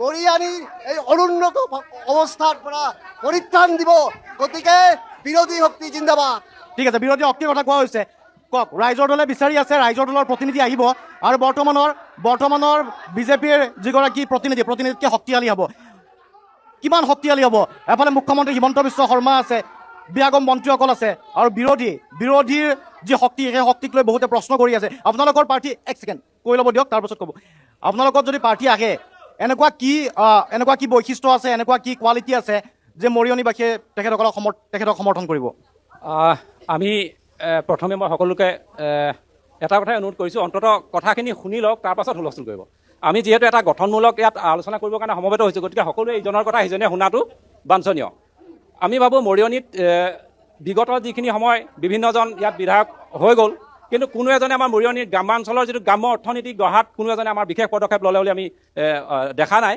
সেইকাৰণে আমি ভাবোঁ আমি ৰাইজৰ দলৰ মূল কাৰ্যসূচীৰ ভিতৰত আছে আমাৰ গ্ৰাম্য অৰ্থনীতিটো মানে সবল কৰাৰ মূল উদ্দেশ্য তাৰ লগতে আমি গ্ৰামাঞ্চলৰ যিবিলাক খেতিপথাৰ এইবিলাক খেতিপথাৰ আমি বছৰত 3টা খেতি কৰাৰ এটা উপযোগী কৰাৰ কাৰণে আমি জলসিঞ্চনৰ ব্যৱস্থাৰ কথাটো আমি ভাবিছোঁ কিন্তু বিগত সময়ছোৱাত আমাৰ যিজন বিধায়ক আছে তেখেতে এই ক্ষেত্ৰত কোনো পদক্ষেপ লোৱা আমি নেদেখিলোঁ আজিলৈকে এটা ক'তো জলসিঞ্চনৰ কোনো ব্যৱস্থা এটা আমি কৰা নেদেখিলোঁ আপোনালোকে শুনি লওক এনে কওক চাওক আপোনালোকে এনে হুলস্থুল কৰিলে কথাবিলাক জিকি যাব পৰা নাযায় আমি কৈছোঁ শুনক চিঞৰিলে নহ'ব আপোনাৰ পাৰ্টীয়ে কি কৰিব তেতিয়াহ'লে আমি গ্ৰাম্য অৰ্থনীতি উন্নত কৰিব বিচাৰোঁ পথাৰত পানী যোগানৰ ব্যৱস্থা কৰি পাইছোঁ খোৱা পানীৰ ব্যৱস্থা কৰিবৰ কাৰণে আমি যত্ন কৰিম আৰু আমাৰ যিটো গ্ৰাম্য অৰ্থনীতি তাৰ কাৰণে আমি গাঁৱে গাঁৱে ক্ষুদ্ৰ উদ্যোগ গঢ়াৰ যে এটা পৰিকল্পনা আমি হাতত ৰাখিছোঁ আমাৰ সভাপতি মহোদয় ইতিমধ্যে এইখিনি কথা ৰাইজৰ আগত ব্যক্ত ঠিক আছে সমষ্টিত যিহেতু আহিছোঁ ৰূপজ্যোতি কুৰ্মীৰ কথা পাতি আছোঁ আপোনালোকে ভাবে নেকি ৰূপজ্যোতি কুৰ্মীৰ বিৰুদ্ধে বা চৰকাৰৰ বিৰুদ্ধে ইয়াতে স্থানীয়ভাৱে কিবা দুৰ্নীতি বা কিবা অভিযোগ দেখা পাইছে জানো ক'ব লগা 100% আপোনাক মই গ্যাৰাণ্টি দি কৈছোঁ আপোনাৰ প্ৰথম কথা হ'ল মই অলপ দেৰি আগত কৈ গৈছিলোঁ আপুনি ভিতৰৰ এৰিয়াত যাবই নোৱাৰে এটা ৰাস্তাটো এতিয়াতো আপুনি ধূলিপাত চৰ্দিত আপুনি থাকিবই নোৱাৰিব বিভিন্ন ধৰণৰ জেগাত আমি ঘূৰি আছোঁ সম্পূৰ্ণ আপোনাৰ মোটামুটি মেইন ৰাস্তাকেইটাৰ বাদে তাকো ধুদুৱালি অৱস্থা নাই সেই ৰাস্তাকেইটা কৈছে তাৰ বাদে একো কাম কৰা নাই ৰূপজ্যোতি কুৰ্মী ডাঙৰীয়া আৰু ৰূপজ্যোতি কুৰ্মী ডাঙৰীয়াৰ কাৰণে অলৰেডি আপোনাৰ এতিয়া 26ৰ কাৰণে আপোনাৰ নতুন মানুহ আপোনাৰ সকলো নতুন প্ৰজন্মৰ ল'ৰা ওলাই আহিছে সকলো ওলাই আহিছে 26ত ৰূপজ্যোতি কুৰ্মী ঘৰুৱাবৰ কাৰণে বিভিন্নজন ভাল ব্যক্তি আমাৰ মৰিয়নী সমষ্টিত আহি আছে মৰিয়নী সমষ্টি সীমাৰ ওপৰত কোনো ধাৰণাই নাই ৰাইজৰ দলৰ যিজন প্ৰতিনিধিয়ে অভিযোগ আনিছে তেওঁলোকৰ যি গ্ৰাম্য অৰ্থনীতি কথা কৈছে গ্ৰাম্য উন্নতিকৰণৰ কথা কৈছে তেওঁলোকৰ একমাত্ৰ চুমা বাবা বিধায়কে শিৱসাগৰত কিমান গ্ৰাম্য উন্নতি কৰিলে তেওঁ এটা প্ৰমাণ দিয়ক আমাক ঠিক আছে আন এগৰাকী ভোটাৰ দিবক এক ছেকেণ্ড ৰ'ব আন এগৰাকী ভোটাৰ আছে তেখেতে কৈছে যে তেখেতে ৰাজনৈতিক দলৰ প্ৰতিনিধি নহয় এগৰাকী ভোটাৰ হিচাপে ক'ব ভোটাৰ হিচাপে আপুনি কি দেখা পাইছে চৰকাৰখন কি ধৰণে চলিছে পৰিৱৰ্তনৰ প্ৰয়োজন আছে নে নাই চৰকাৰখন বিশেষকৈ ভাল বেয়াৰ মাজতে চলি আছে চব চৰকাৰ ভাল বেয়াৰ মাজতে এতিয়া যিহেতু আমি মৰিয়নী সমষ্টিৰ বিষয়ে ক'বলৈ যাওঁ এতিয়া মৰিয়নী সমষ্টিৰ বিষয়ে ক'বলৈ গ'লে মৰিয়নীৰ যোনখন মৰিয়নী টাউনটো এখন ঘৰৰ আপোনাৰ মেইন কোঠালি য'ত সোমালে ইয়াৰ পৰিৱৰ্তন ইয়াৰ উন্নয়নমূলক বস্তু ইয়াৰ পৰাই মানুহে প্ৰতিফলন হয় এটা ড্ৰয়িং ৰুম বুলি কয় আৰু বাকীবোৰ যিবোৰ অঞ্চল আছে সেইবোৰ এটা কোঠা মৰিয়নী যেতিয়া নামটো হয় এতিয়া মৰিয়নী টাউনখনৰ বিষয়ে আমি বিশেষকৈ চিন্তা চৰ্চা কৰিব লাগে যাতে বাহিৰৰ পৰা মানুহ আহিলে সা সুবিধাবোৰ পায় আৰু মৰিয়নীৰ যেনেকৈ ওচৰ পাছৰ মানুহ আহিলেও ইয়াৰ সা সুবিধা পায় কিন্তু বিগত 20 বছৰত আমি বহুত ইয়াত অসুবিধাৰ সন্মুখীন হৈছোঁ তাৰ অসুবিধাৰ লগতে আমাৰ যেনেকৈ আমাৰ বাথৰুমৰ কথা কৈছে টয়লেটৰ কথা কৈছে বাহিৰৰ পৰা আহিলে আমি ইয়াত টয়লেট ইউজ কৰিব পৰা নাই তাৰপিছত আমাৰ টাউনত ইমান বেমেজালি এটা সৃষ্টি হয় আমি যেতিয়া ওলাই আহোঁ মানে মানুহ কোনফালে যাব বজাৰখন ক'ত বহিছে মানে বহুত বেমেজালি ইমান বছৰ ৰূপজ্যোতি কুৰ্মী বিধায়ক হৈ থাকিলে এই কামখিনি কিয় কৰা নাই যেতিয়াহ'লে তেখেতৰ প্লেন প্ৰগ্ৰাম কৰা নাই সেইটো বিষয়ত তেখেতসকলে বিশিষ্ট ব্যক্তিসকলৰ লগত তেখেতে প্লেন প্ৰগ্ৰাম কৰা নাই সেইটো তেখেতৰ দুৰ্বলতা বুলি মই ভাবোঁ মোৰ অপিনিয়ন বুলি ভাবোঁ আৰু লগতে মই অনুৰোধ কৰিছোঁ যিয়ে বিধায়ক আহে বা যি ইয়াত বহি পিনাই কথাবোৰ আমি আলোচনা কৰিব আহিছোঁ আমি ইয়াত হুলস্থুল কৰিব অহা নাই আমি অনুৰোধ জনাইছোঁ যে আহিব লগা প্ৰজন্মক এটা প্লেন টাউন এটা মৰিয়নীখনত দিয়ে আৰু মৰিয়নীখনৰ একদম চব ৰাস্তাৰ কিনাৰে যোনবোৰ আপোনাৰ মাটি এনে পৰি আছে সেইবোৰ মাটি যাতে ইউটিলাইজ হয় ইণ্ডাষ্ট্ৰীবোৰক ৱেলকাম কৰে আমি সেইটো অনুযায়ী যে আহিব লগা প্ৰজন্মৰ যোনবোৰ ল'ৰা ছোৱালীবোৰ উঠি আহিছে তেখেতলোকে কৰ্ম সংস্থাপন ইয়াত পায়। ঠিক আছে, টাউনৰ কথা কৈছে, টাউনখন একো কৰিব নোৱাৰিলে নেকি? দীৰ্ঘদিনে বিধায়ক হৈ থাকিল। টাউনখন চবতকৈ ধুনীয়া আছে, মৰিয়নিৰ ভিতৰত টাউনখন একদম জিকজিকাই আছে, খুব ভাল হৈ আছে। মই আপোনাক কৈছোঁ, মই এটা এটাকৈ তথ্য দিম। অসমৰ ভিতৰত 4 নম্বৰ প্লাণ্ট হৈছে মৰিয়নিয়ে কৰা FSTP চাইকেল ট্ৰিটমেণ্ট প্লেন, যিটো আপোনাৰ পায়খানাৰ টেংকি চাফ কৰা এটা প্লেন আছে। এইটো অসমৰ ভিতৰত 4 নম্বৰ। আমাৰ মৰিয়নিত হৈছে অশোক সিংহাল ছাৰে আহি নিজে অপেনিং কৰিছে। এইটো অসমৰ ভিতৰত 4 নম্বৰ প্লেন। যদি কোনোবাই নাজানে সোধক, মই কিন্তু আৰ্গুমেণ্ট কৰা নাই, মই আপোনাক তথ্যই দিছোঁ। আৰু STP ছয়েজ ট্ৰিটমেণ্ট প্লেন, যিটো ড্ৰেইনৰ পানী কিনে ডাইৰেক্ট যাতে নদীত নাযায়, আমি গা ধুব নোৱাৰোঁ, খাব নোৱাৰোঁ, তাৰ কাৰণে ট্ৰিটমেণ্ট কৰিছোঁ। আমি 1 নম্বৰ ৱাৰ্ডত বনাই আছোঁ। আপোনালোকে চাব, প্ৰায় 3 crore 40 লাখ বাজেটৰ আমি এইটো প্ৰজেক্ট কৰি আছোঁ, সেইটো হৈ আছে। আৰু আপোনাৰ যি ৰাস্তা ঘাট, আপুনি কংগ্ৰেছ আমোলত ৰাস্তা ঘাটত আপুনি খোজকাঢ়িব গ'লে বাৰিষা দিনত টৰ্চ লাইট লৈ খোজকাঢ়িব লাগে। আজিকালি টৰ্চ লাইটৰ ব্যৱস্থা নাই, প্ৰত্যেকটা ষ্টেটত ষ্ট্ৰীট লাইট আছে, আৰু প্ৰত্যেকটা ৰোড আপোনাৰ পেপাৰ ব্লকছৰ ৰোড হৈছে। আপুনি এতিয়া টৰ্চ লাইট লৈ যদি বিচাৰিব লাগে, কেঁচা ৰাস্তাই বিচাৰিব লাগিব। টাউনত কেঁচা ৰাস্তা নাই। আৰু এটা কথা কৈছোঁ, 1 মিনিট দাদা, মই টাউনৰ কথা কৈছোঁ। প্লিজ মই টাউনৰ কথা কৈছোঁ। আৰু মোৰ মই তেওঁক দুটা পেট্ৰল আছে, এটা আছে দেলি বজাৰ, এটা আছে বিৰলা গেটত। বিৰলা গেটত আমি আৰু এটা চবতকৈ ধুনীয়া এটা প্লেন আছে। 29 তাৰিখে আমাৰ CM আমি কঠালগুৰি বাগিচা আমি অট'মেটিক ছেগ্ৰিগেশ্যন মেচিন আমি লঞ্চ কৰিছোঁ, বনাইছোঁ। কিন্তু ছেগ্ৰিগেশ্যন গতিকে টাউনক লৈ বাগানৰ ফালৰ পৰা আৰু ক'ব বিচাৰিছোঁ। ৰ'ব, এই বাগানৰ ফালৰ পৰা ক'ব বিচাৰিছে, কৈ লওক কি আপত্তি আছে? আমাৰ আপত্তি বুলি ক'বলৈ গ'লে এতিয়া আমাৰ বাগিচা অঞ্চলত ইমানেই আপত্তি আছে, আপোনালোকে ভাবিলে এটা আচৰিত হ'ব। যেনেকৈ এতিয়া বিজেপি চৰকাৰে প্ৰতিটো কথা কৈ আছে, আমি ৰাস্তা বনাইছোঁ, কৈছে নাই? প্ৰত্যেক বাগানত বুলি কৈ আছে ৰাস্তা বনাইছোঁ, কিন্তু আপোনালোকে ঢেকীয়াজুলি ৰাস্তা যাওক, ঢেকীয়াজুলি ৰাস্তা আজিলৈকে হোৱা নাই। 15 বছৰ হৈ গ'ল ৰূপজ্যোতি কুৰ্মী, আজিলৈকে হৈছে, কিন্তু কেতিয়াৰ পৰা? 2022 চনৰ পৰা আজিলৈকে হোৱা নাই। ভাবক আমি কেনেকৈ, আমাৰ ল'ৰা ছোৱালী কিমান কষ্ট স্কুল যায়, আজিলৈকে হোৱা নাই। আজি পৰ্যন্ত আমাৰ ৰাইজৰ হাহাকাৰ হৈ আছে। কি কয়?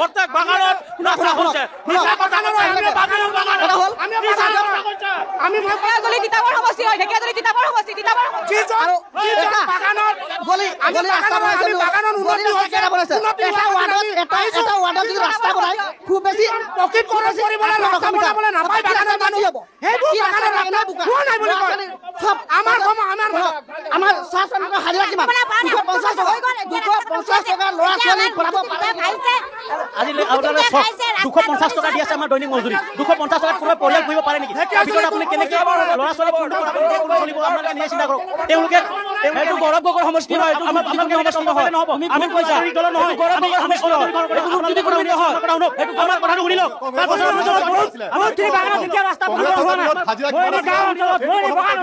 আপোনালোকে দেখিছে